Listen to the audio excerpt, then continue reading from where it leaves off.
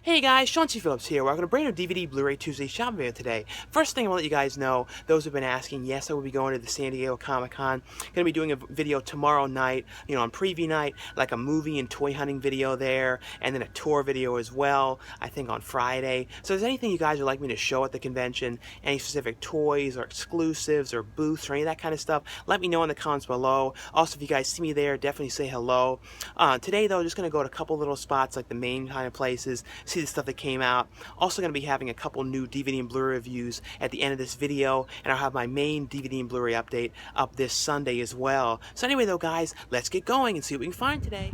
Into Target we go. And the big thing that came out today was, Batman vs. Superman, The Dawn of Justice, the Ultimate Edition one, which is the 30-minute longer R-rated cut of the movie. It has the PG-13 cut as well. I think that's only on the DVD version. But they have the exclusive edition here, which is like the lenticular cover. It's a super thick version. It has like a 64-page book in here. This is the only Target edition one of this one.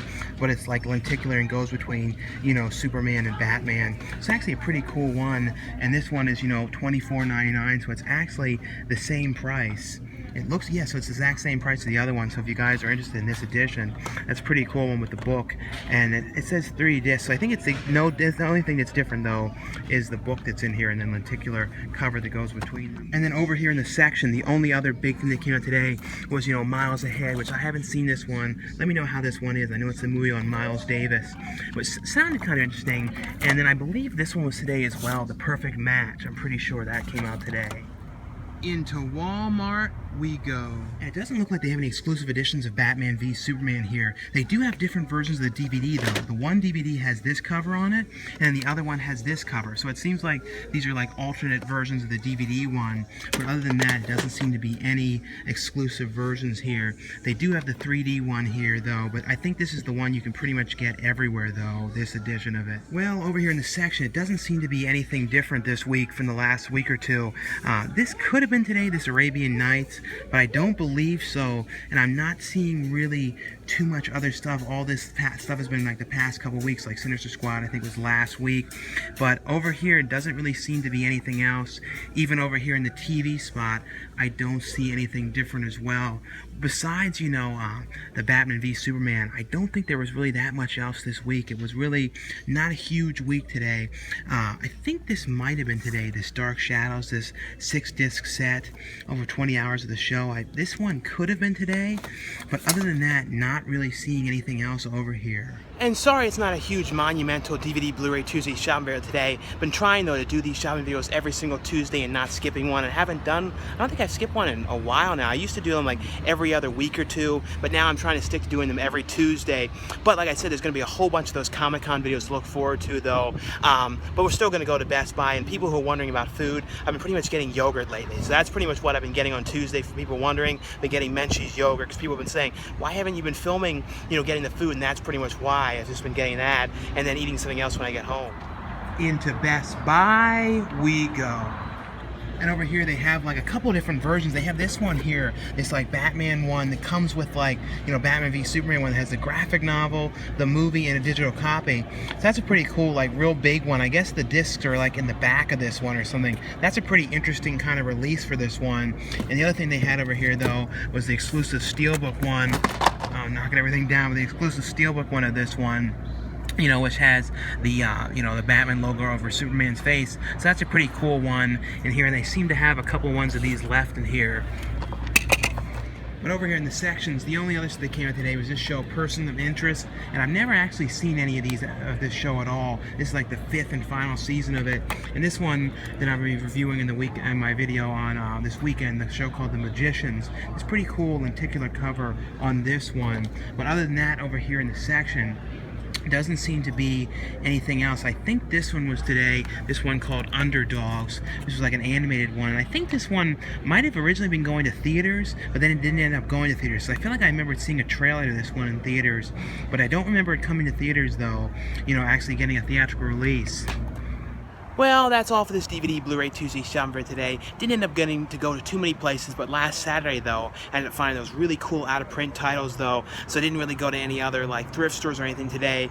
Definitely going to be going back to that pawn shop again, like, at least once a month, though, because that place seemed to really have some really good stuff.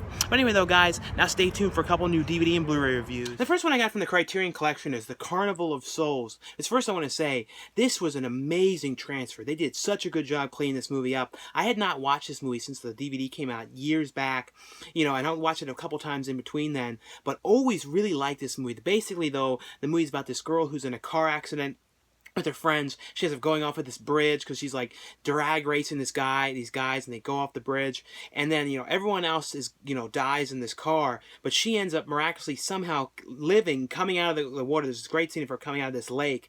As soon as she comes back, though, she starts seeing this like ghostly, ghoulish guy, this weird face, like a dead looking guy, like strange. Everywhere she's going, she starts seeing him, and she starts having these really weird like visions of things, and like things are happening to her where she all of a sudden, it's like something happens and like people don't see her anymore. She's walking around, she doesn't hear any sound of the world, she hears nothing, and it's like people like are looking at her like she's not even there. It's this very creepy stuff going on, and it deals a lot too with this really cool old abandoned kind of like amusement kind of carnival park where they had like dancing and like a bathhouse. Amazing location. Like the location was so cool for this, but she's basically traveling around and like in this small town, like kind of going to this place. It's very much an art film in a lot of ways, but really, really cool, really great visuals and really odd stuff happening on this one. But it has on here, like I said, a brand new 4K transfer in here, and then the features from the past release as well. The only thing this doesn't have is the longer director's cut.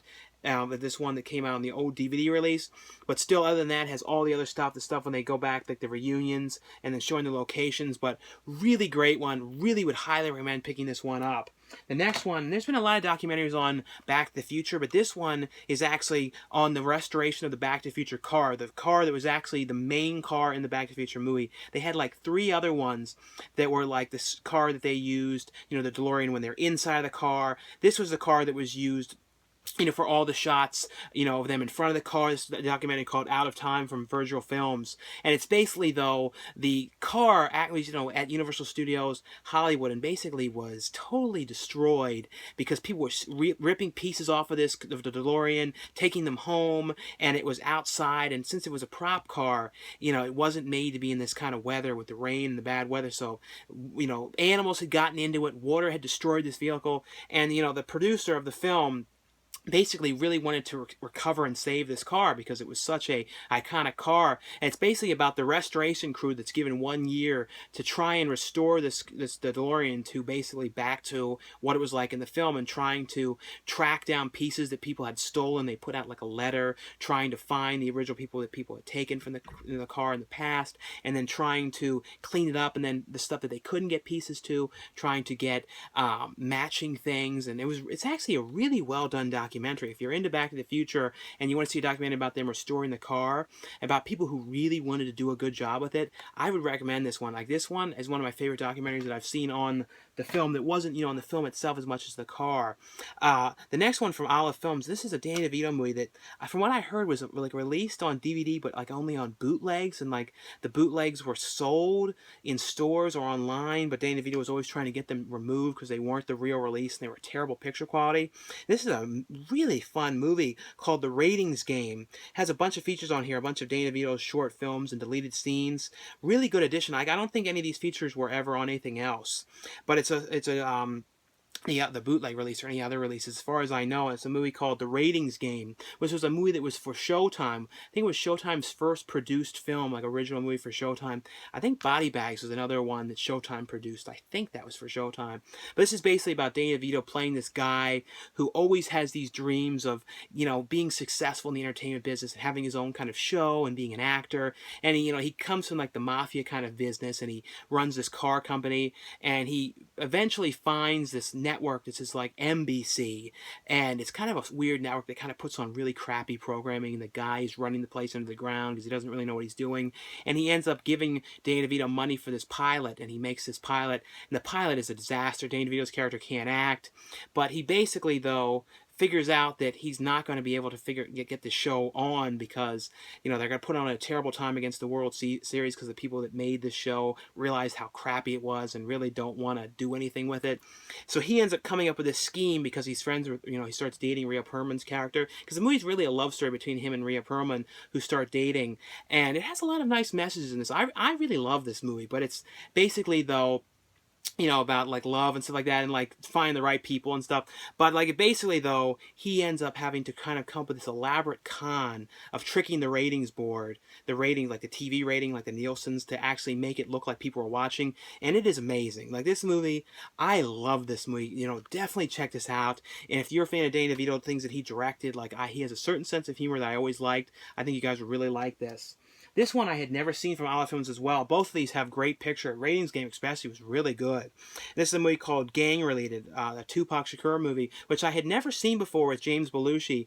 And it's basically James Belushi and Tupac playing these kind of corrupt cops because they're basically really kind of tired of their lives. And, you know, James Belushi's character wants to have money. Tupac, you know, to buy this boat. Tupac's character has all these gambling debts. So they come up with this idea of robbing this guy who's like a bad guy who was like selling drugs and like, you know, like a pimp and stuff like that. And they come up with this idea of, you know, killing him, stealing his money, stealing his drugs and everything from him. So they finally have this money and finally have a way out of their situations, the things that they want. They finally figure out how to get them. Of course, though, this cop that they end up shooting ends up being an undercover, I mean, not a cop, this pimp they end up shooting ends up being an undercover DA cop.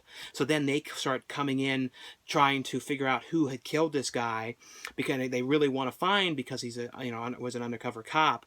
So Tupac and, you know, James Belushi's character have to figure out what they're going to do to try and cover this up, and who are they going to pinpoint this murder on, because, you know, they have to do anything they can to make sure it doesn't somehow come back to them. So it's kind of them trying to figure it out, and, you know, one decision they make ends up being another bad decision, then it's another bad decision. It becomes a huge nightmare of a situation of them not knowing what they're going to do. But really like this movie. Like I said, I had never seen this one before, but a really cool one. The next one from Sony is a movie with Jesse Eisenberg and, you know, Gabriel Byrne, who I always loved in that movie.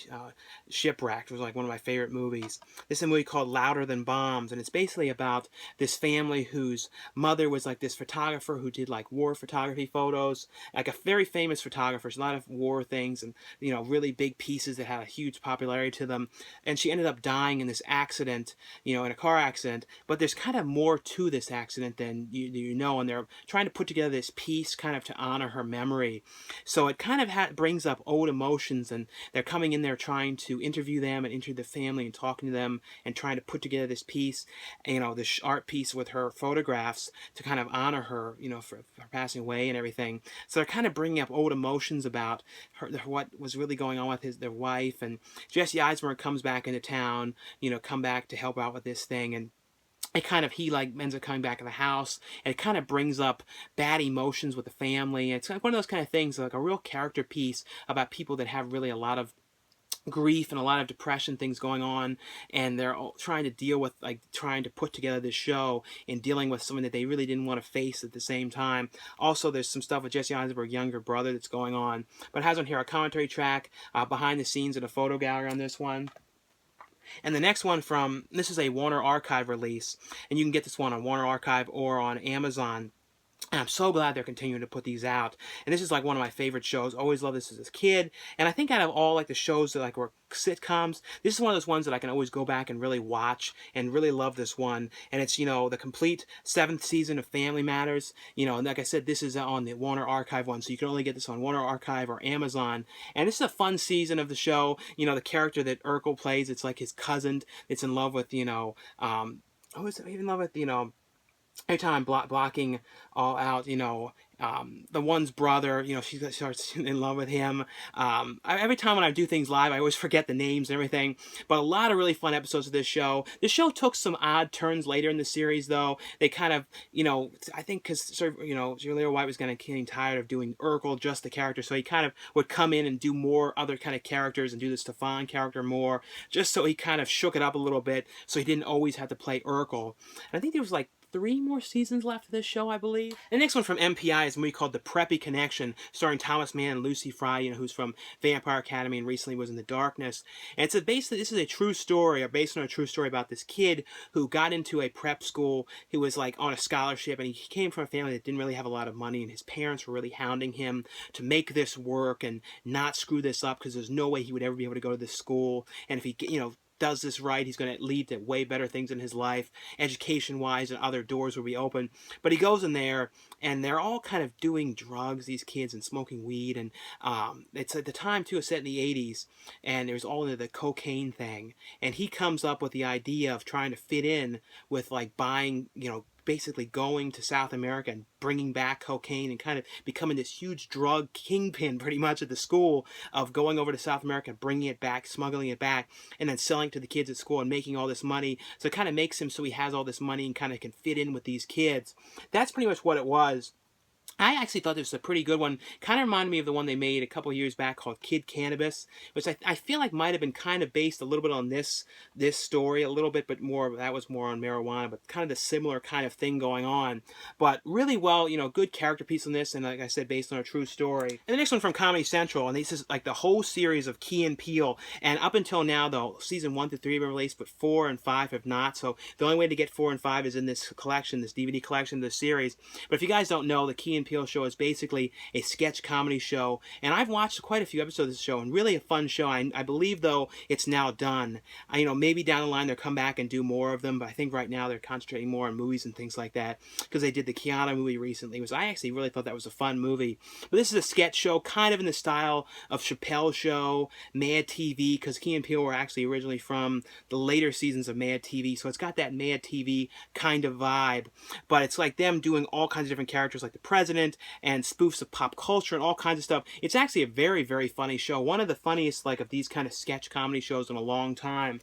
The next one from Anchor Bay is one. This is based on Steven Soderbergh's movie with Sasha Grey, and this is called The Girlfriend Experience. It's kind of based off of that, and it's basically Riley Keough, you know, who was there's been a bunch of stuff. She was in Jack and Diane and a bunch of different movies. But it's basically, though, a movie. It's a show, you know, that was I think it's it's a Starz TV show. It's basically, she's this girl who's going to school and kind of leading this double life, because she finds out from her friend about is this really high class escort who kind of goes with these men for huge amounts of money. So she kind of comes into finding out about this and trying to get into that business so she can kind of afford school and that kind of stuff. So it's kind of her having this total double life of being this escort and then being in school at the same time, and you know, and it's kind of her doing this. Anyway, that's essentially what it is. It's definitely a character piece on kind of following her and seeing how, you know, what she's going through. But actually a pretty decent series, though, and has a bunch of different featurettes from the show. The next one's just going to show you these ones have come out, which these are Warner Archive titles as well, if you guys are interested.